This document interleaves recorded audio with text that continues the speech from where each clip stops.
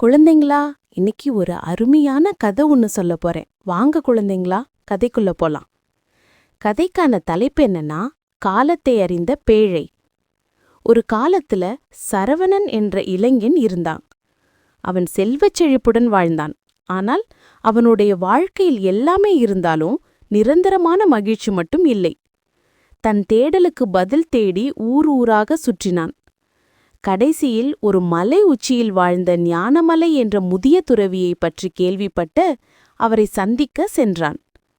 சரவணனின் கவலையை கேட்ட துறவி புன்னகையுடன் ஒரு சிறிய சாதாரண மரப்பேழையை அவனிடம் கொடுத்தார். இதை வைத்துக்கொள். இதனுள் உலகின் மிகப்பெரிய ரகசியம் உள்ளது. இதை திறப்பதற்கு சரியான காலம் வரும்போது நீயே அறிவாய், அவசரப்படக்கூடாது என்றார் துறவி.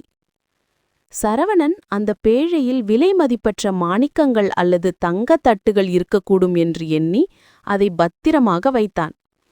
அவன் தன் பயணத்தை தொடர்ந்தான். மேலும் செல்வம் சேர்த்தான், பெரிய வீடுகளை கட்டினான். ஆனாலும் அவன் எப்போதும் அந்த பேழையின் ரகசியத்தை திறக்க சரியான நேரத்திற்காக காத்திருந்தான்.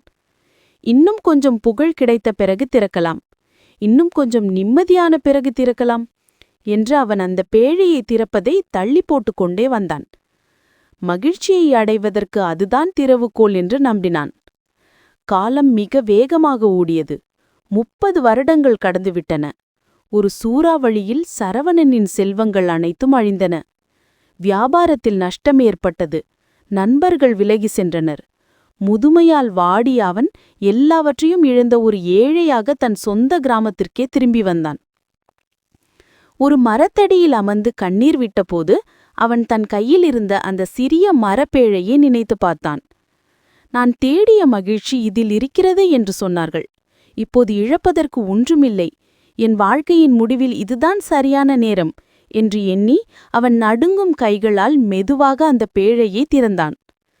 பேழை காலியாக இருந்தது. சரவணன் அதிர்ச்சியில் உறைந்து போனான். ஏமாற்றத்துடன் பார்த்தபோது பேழையின் அடியில் ஒரு சிறிய செப்பு தகடு, அதாவது காப்பர் பிளேட் தெரிந்தது. அதில் பின்வரும் வரிகள் பொறிக்கப்பட்டிருந்தன. மகிழ்ச்சி பேழை அல்லை, அது உன் பயணத்தில் நீ செய்த நற்செயல்களிலும் நீ கற்றுக்கொண்ட அனுபவங்களிலும் தான் ஒளிந்திருந்தது. நீ திறக்க காத்திருந்தாயே தவிர அனுபவிக்க மறந்தாய். அந்த கணமே சரவணனுக்கு ஞானம் பிறந்தது. மகிழ்ச்சி என்பது எங்கோ ஒளித்து வைக்கப்படும் பொக்கிஷம் அல்ல. அது நம் வாழும் ஒவ்வொரு நொடியிலும் மற்றவர்களுக்கு நாம் செய்யும் உதவிகளிலும் தான் இருக்கிறது என்பதை அவன் உணர்ந்தான். குழந்தைங்களா, இந்த கதை உங்களுக்கு பிடிச்சிருக்குன்னு நம்புறேன். அடுத்த வேற கதையில உங்களை சந்திக்கிறேன்.